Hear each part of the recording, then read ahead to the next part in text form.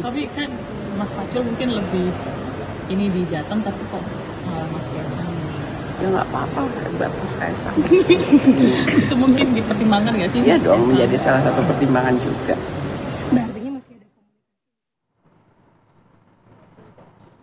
Ya, pernyataan yang cukup mengejutkan sih kalau buat saya. PDIP ternyata mempertimbangkan nama Kaisang Pangarep untuk bisa masuk di Jawa Tengah, dalam Pilkada Jawa Tengah. Sementara sebelumnya ada Hasto Kristianto yang menyebutkan bahwa ini ada cewek-cewek Pak Jokowi yang kemudian keras sekali membantah menentang hal tersebut. Nah, kita sudah tersambung bersama Mas Seno Baguskoro dari PDIP dan juga ada Grace Natali, staf khusus Joko Widodo. Nanti kita ke Mbak Grace. Sebelum ke Grace, kita ke Mas Seno dulu. Mas Seno, ini apa sih sebenarnya yang diinginkan PDIP nih dalam pilkada nih? Satu sisi menyebut bahwa ada cawe-cawe Pak Jokowi yang kemudian ditentang habis oleh PDIP, lalu kemudian Mbak Puan Maharani menyebut mempertimbangkan kok nama Mas Kaisang untuk bisa masuk di pilkada.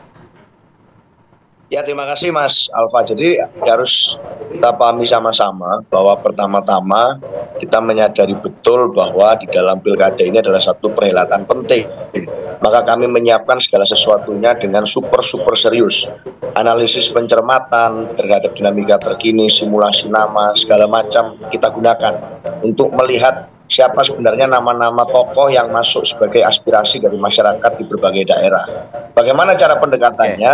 Salah satunya adalah tentu saja selain melalui aspirasi dari pengurus atau masukan dari bawah, tentu kami juga menggunakan pendekatan saintifik, misalnya dengan menggunakan survei. Bahwa ada banyak nama yang terjaring dalam survei adalah sebuah fakta yang harus kami terima, kami lihat, dan kami cermati. Apapun itu, sebagai partai politik, kami tentu punya keinginan secara kebatinan untuk mendorong kader-kader kami yang terbaik untuk berlaga di berbagai pilkada. Tetapi bahwa ada nama-nama lain yang muncul harus kami cermati dengan sedemikian rupa. Terlepas dari apakah nama-nama ini adalah nama-nama yang mengundang kontroversi, yang mengundang berbagai pertanyaan di masyarakat atau tidak, tetapi semua nama itu tentu harus kami cermati dengan seksama. Sehingga tentu menarik kalau melihat nama-nama itu muncul, bagaimana prosesnya, apakah punya rekam jejak atau tidak di daerah tersebut, apakah punya faktor ketokohan dan kredibilitas yang cukup. Semua itu tentu kami pertimbangkan. Jadi kalau kita berkaca dari statement para pimpinan partai, sebenarnya maksudnya adalah tidak ada nama-nama yang terlepas dari pantauan, semuanya menarik, bahwa demokrasi memunculkan banyak nama itu kemudian adalah satu hal yang baik. Tetapi persoalan apakah kami akan mendukung siapa, saya rasa masih butuh tahapan yang begitu panjang di tengah masyarakat. Bagaimana nanti sebenarnya yang dibutuhkan. Sebagai partai politik, kami bertanggung jawab untuk harus mempertanggungjawabkan apa yang kami usulkan di dalam pilkada nanti. Saya rasa konsepnya seperti itu, Mas Alfa. Mas Seno, apakah dengan adanya pertimbangan terhadap nama Kaisang ini menggugurkan kata-kata yang sempat dilontarkan oleh PDI Perjuangan, cawe-cawe presiden?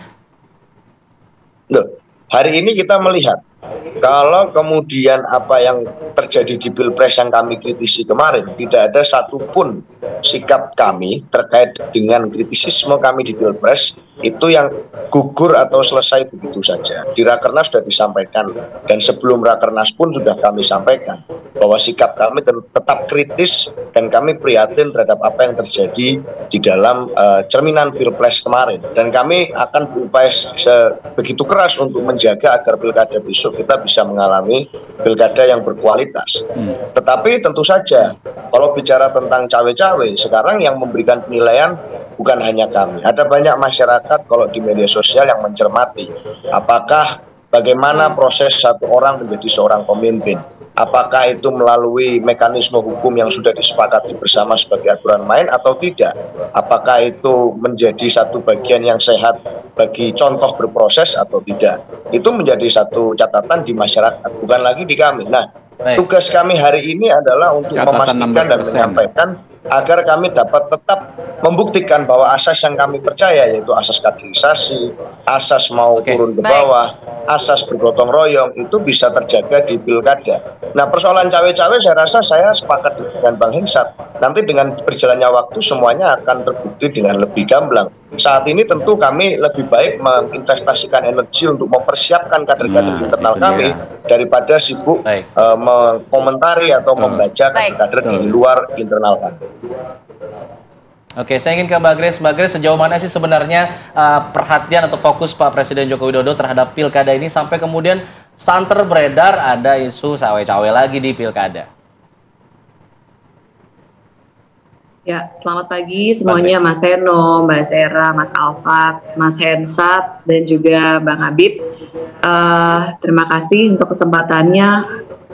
Untuk Pak Presiden, di saat ini kita sudah menghitung bulan ya menjelang masa transisi.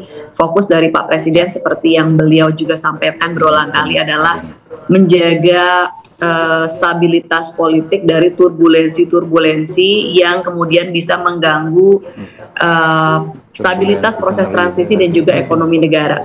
Jadi hari-hari ini Presiden itu fokus melaksanakan tugas-tugas kenegaraan, memastikan proyek-proyek strategis nasional berjalan tepat waktu agar ketika beliau serah terima kepada Presiden terpilih selanjutnya itu bisa berlangsung dengan baik.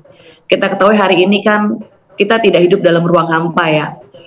Indonesia, apa yang terjadi di dalam negeri, apa yang terjadi di luar negeri itu bisa punya kaitan atau dampak langsung kepada ekonomi misalnya, bisa berdampak positif atau negatif kepada persepsi market, bisa menyebabkan arus uang masuk dan keluar dengan cepat yang bisa misalnya mengganggu stabilitas rupiah gitu. Jadi perhatian Presiden itu tidak mikro ngurusin siapa calon-calon yang kita lihat beredar ya. Saya lihat di sejumlah media massa ada orang-orang yang dijuluki misalnya calon istana begitu kan.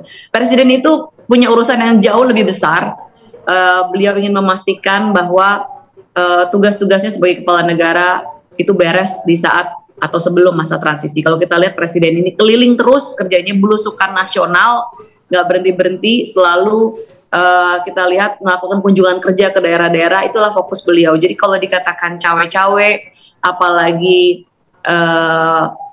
seolah-olah mengatur bagaimana pilkada, siapa yang bertanding, dan bahkan ada isu yang di luaran mengatakan menjegal calon A, calon B, itu saya pikir sebuah tuduhan yang tidak berdasar dan sangat berlebihan.